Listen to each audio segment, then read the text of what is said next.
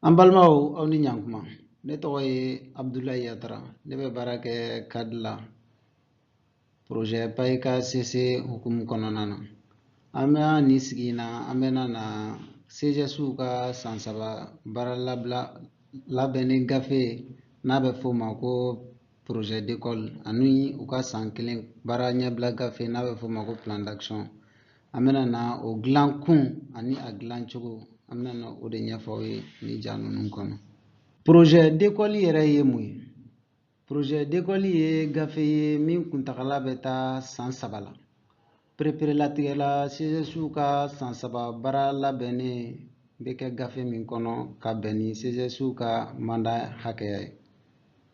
Gafe laɲini ye baara pereperelatigɛlen minnu labɛnna CGS bolo san 3 kɔnɔ ka se ka olu lawaleya yaasa an ka ekɔli ka yiriwa. A musakako bi bɔ sigidalamaw yɛrɛ kunna ani musaka minnu sɔrɔla yɔrɔ wɛrɛw la o dɔw bɛ se ka kɛ merilakaw ka dɛmɛ ye, jamana marabagaw ka dɛmɛ walima dɛmɛjɛkulu wɛrɛw. Plan d'action yɛrɛ ye mun ye? Plan d'action ye gafe min b'a la ni CGS ka san baara labɛnnenw bi kɛ gafe min kɔnɔ. O baara ninnu bɛ bɔ san 3 gafe in kɔnɔ n'an b'a f'o ma ko projet d'école. Ale jɔsenba dɔ ye baara minnu bɛ k'a kɔnɔ kan ka kɛ baara kɛrɛnkɛrɛnlenw ye ni CGS bɛ se k'a kɛ n'u ka musaka ye. Sabula ni baara ninnu kɛli musaka sirilen don CGS yɛrɛ ka wari maralenw na. Ni gafe fila in danfara ye mun ye? Projet d'école ale ye gafe ye min kuntagala bɛ taa san 3 la. Plan d'action ye gafe ye min kuntagala bɛ taa san 1 na. Plan d'action san 1 baaraw olu bɔlen don projet d'école kɔnɔ. Misaliyala n'i ye san fɔlɔ plan d'action baaraw lawaleya, ka san 2nan baaraw lawaleya, ka san 3nan fana baaraw lawaleya, o bi projet d'école laɲini sabati.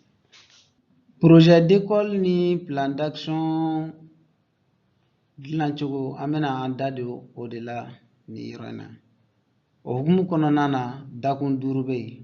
Dakun fɔlɔ bɛ tali kɛ CGS ka lajɛ kan. Dakun 2nan o bɛ tali kɛ lajɛba fɔlɔ min bɛ kɛ dugudenw fɛ. Dakun 3nan o bɛ tali kɛ projet d'école yɛrɛ ni plan d'action dilanni kan.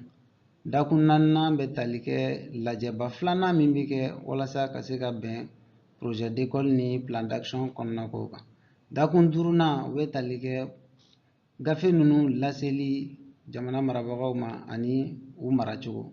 Komi an bɔra ka dakun ninnu fɔ aw ye ja tɛmɛnen in na, an b'a daminɛ dakun fɔlɔ la. Ale bɛ tali kɛ CGS ka lajɛ min bɛ kɛ u ni école directeur ni ɲɔgɔn cɛ walasa ka se ka degun latɔmɔ. O tɛmɛnen dakun 2nan bɛ kɛ lajɛba fɔlɔfɔlɔ senfɛ.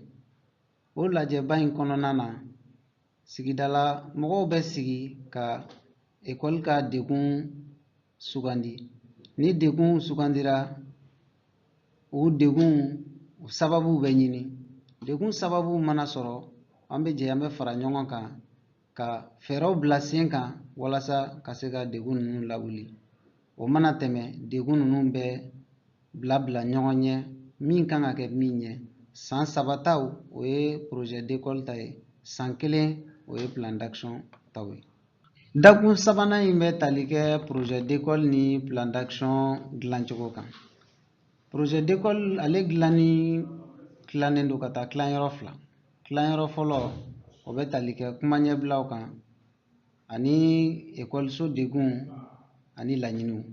Tilanyɔrɔ 2nan ye tableau ye, tableau min kɔnɔna na ni laɲiniw bɛ bɔ o la, sumanikɛlaw b'o la, baara labolodalenw b'o kɔnɔ, baarakɛ nafolo b'o kɔnɔ, baarakɛ wagati ani baarakɛ nafolo sɔrɔ yɔrɔ. Plan d'action fana bɛ tilan ka taa tilanyɔrɔ 2.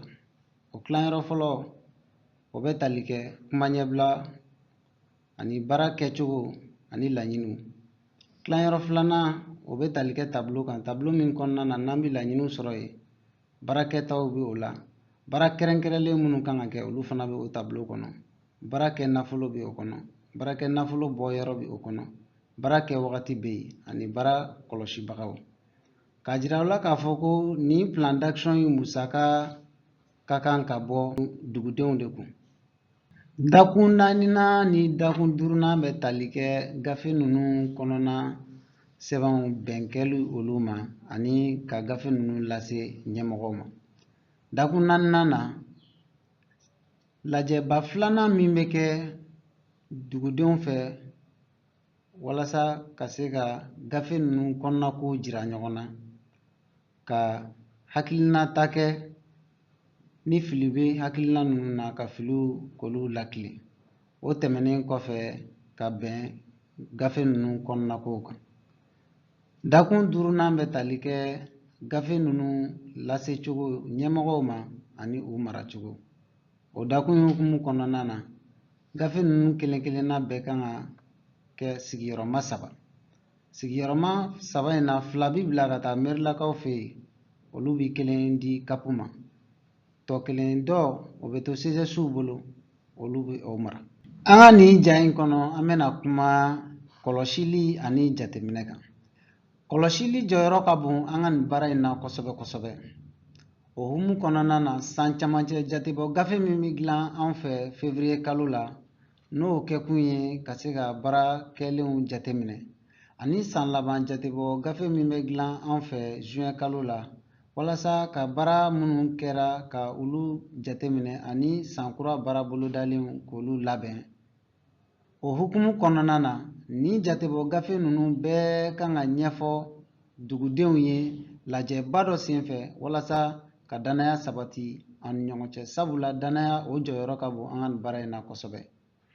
Kuma kuncɛ la, aw CSS'u jɔyɔrɔ ka bon kosɛbɛ an ka nin baara in na. Projet d'école ni plan d'action ye gafew ye, gafe minnu jɔyɔrɔ ka bon kosɛbɛ an ka école ka ɲɛtaga la. U bɛ baara ɲɔgɔnya, danaya ani baara kɛko ɲuman sabati an ni ɲɔgɔn cɛ. N'i ye école o école tagalen ye ɲɛ, aw kana siga u ka CSS de bolo dilen don ɲɔgɔn ma ka baara kɛ ni ɲɔgɔn ye walasa ka se ka denmisɛnninw ka tagaɲɛ sabati. Aw ni ce aw ka kulomajɔ la. Ala ka nin video in kɛ aw nafalan ye.